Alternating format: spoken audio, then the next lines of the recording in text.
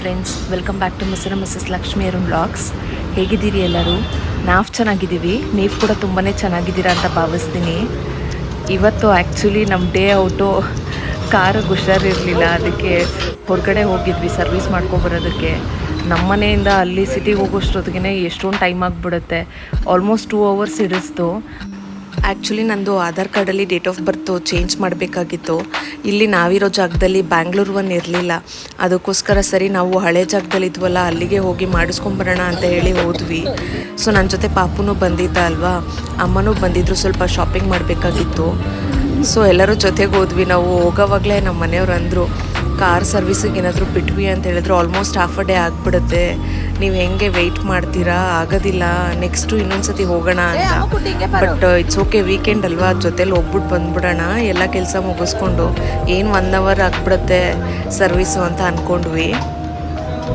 Service ಸ್ಟೇಷನ್ಗೆ ಹೋದ್ಮೇಲೆ ಅವರು ಹೇಳಿದ್ರು ಇನ್ನು 2 hours 3 hours ಆಗುತ್ತೆ, ಸೊ ನೀವು ಹೋಗಿ ಲಂಚ್ ಮುಗಿಸ್ಕೊಂಡು ಬನ್ನಿ ಅಂತ. ಸರಿ, ನಾವು ಅಲ್ಲಿಂದ ನಡ್ಕೊಂಡು ಬರೋಷ್ಟೊತ್ತಿಗೆ ಎಲ್ಲೂ ಹೋಟೆಲ್ಸೇ ಸಿಕ್ಕಿಲ್ಲ ನಮಗೆ. ನಡೆದು ಸಾಕಾಯಿತು. ಆಮೇಲೆ ಒಂದು ಜಾಗದಲ್ಲಿ ಹೋಟೆಲ್ ಸಿಕ್ತು, ಮತ್ತು ಚಾಟ್ಸ್ ಶಾಪ್ ಎಲ್ಲ ಇತ್ತು. ಏನು ತಿನ್ನೋದು ಅಂತಲೇ ಗೊತ್ತಿರಲಿಲ್ಲ, ಟೈಮ್ ಬೇರೆ ಆಗೋಗ್ಬಿಟ್ಟಿತ್ತು. ಆಲ್ಮೋಸ್ಟ್ 4 o'clock ಆಗಿತ್ತು. ಇನ್ನು ಲಂಚ್ ಮಾಡ್ಕೊಳ್ಳೋದಾ ಇಲ್ಲ ಸ್ನ್ಯಾಕ್ಸ್ ತಿನ್ನೋದಾ ಒಂದು ಗೊತ್ತಿರಲಿಲ್ಲ. ಸರಿ ಅಂತ ಹೇಳಿ ಜ್ಯೂಸು ಅದು ಇದು ಕುಡ್ಕೊಂಡು ಹೋದ್ವಿ ಸರ್ವಿಸ್ ಸ್ಟೇಷನ್ಗೆ. ಅಲ್ಲಿ ಕೂತ್ಕೊಂಡು ಸಾಕಾಗೋಯ್ತು ನಮಗಂತೂ. ಪಾಪುನ ಎತ್ಕೊಳ್ಳೋದು, ಆಟಾಡ್ಸೋದು, ಮತ್ತು ಅವನ್ನ ಕೂರಿಸ್ಕೊಳ್ಳೋದು, ಓಡಾಡೋದು ಇದೇ ಆಗೋಗ್ಬಿಟ್ಟಿತ್ತು. ಬಿಸಿಲು ಕಾಲದಲ್ಲಂತೂ ಆಚೆ ಹೋದರೆ ತುಂಬಾ ಟಯರ್ಡ್ ಆಗುತ್ತೆ. ಆಮೇಲೆ ದಾಹ ಬೇರೆ, 3 ಲೀಟ್ರ್ ನೀರು ತೊಗೊಂಡೋಗಿದ್ದು ಎಲ್ಲನೂ ಖಾಲಿಯಾಗಿ ಹೋಗ್ಬಿಟ್ಟಿತ್ತು.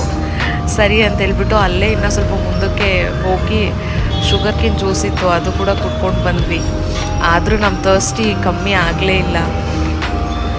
ಅದಾದಮೇಲೆ ಸ್ವಲ್ಪ ಐಸ್ ಕ್ರೀಮ್ ಕೂಡ ತಿನ್ಕೊಂಡ್ವಿ. ಇದೆಲ್ಲ ತಿಂದಿದ್ದೀವಪ್ಪ, ಹುಷಾರಿಲ್ದಿರ ಏನಾದರೂ ಆಗಿಬಿಟ್ರೆ ಅಂತ ಭಯ ಆಗ್ತಾಯಿತ್ತು. ನೋಡೋಣ ಏನಾಗುತ್ತೆ ಅಂತ. ಸರ್ವಿಸು ಮುಗಿಯೋಷ್ಟೊತ್ತಿಗೆ ಆಲ್ಮೋಸ್ಟು 6:30 ಆಗೋಗ್ಬಿಟ್ಟಿತ್ತು.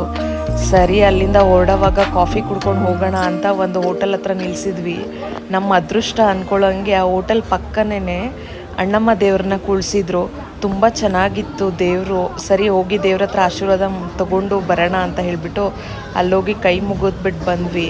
ಪಾಪುನ ಕೂಡ ಅವರು ದೇವ್ರ ಹತ್ರ ಇಟ್ಕೊಟ್ರು. ಅಂದರೆ ದೇವರ ಆಶೀರ್ವಾದ ಸಿಗೋದು ತುಂಬ ರೇರ್ ಅಲ್ವಾ. ಅಣ್ಣಮ್ಮನ ದೇವ್ರನ್ನ ಯಾವಾಗಲೂ ವರ್ಷಕ್ಕೆ ಒಂದು ಸತಿ ತೊಗೊಂಡು ಬರ್ತಾರೆ. ಅದು ಲಕ್ಕೀಲಿ ನಾವು ಹೋಗಿರೋ ಹೋಟೆಲ್ ಪಕ್ಕನೇ ಇತ್ತು. ಸರಿ ಅಂತ ಹೇಳಿಬಿಟ್ಟು ಅಲ್ಲಿ ಹೋಗ್ಬಿಟ್ಟು ಬರೋಣ ಅಂತ ಹೋಗಿದ್ವಿ. ಮಸ್ತ್ ಬೀಟ್ಸು, ಅಲ್ಲಿ ಮ್ಯೂಸಿಕ್ಕು, ಬ್ಯಾಂಡ್ ಬಚಾಯಿಸ್ತಾಯಿದ್ರು. ಏನು ಚೆನ್ನಾಗಿತ್ತು ಅಂದರೆ ನಮಗೆ ಡ್ಯಾನ್ಸ್ ಮಾಡಬೇಕಂತ ಅನ್ನಿಸ್ತಾ ಇತ್ತು. ಅಷ್ಟು ಚೆನ್ನಾಗಿ ಇದು ಡ್ರಮ್ಸ್ ಎಲ್ಲ ಬಾರಿಸ್ತಾಯಿದ್ರು. ಆ್ಯಕ್ಚುಲಿ ಆ ಸೌಂಡ್ಗೆ ಪ್ರೆಗ್ನೆಂಟ್ ಲೇಡೀಸ್ ಏನಾದರೂ ಇದ್ದರು ಅಂದರೆ ಅಷ್ಟೇನೆ ತುಂಬ ಪ್ರಾಬ್ಲಮ್ ಆಗುತ್ತೆ.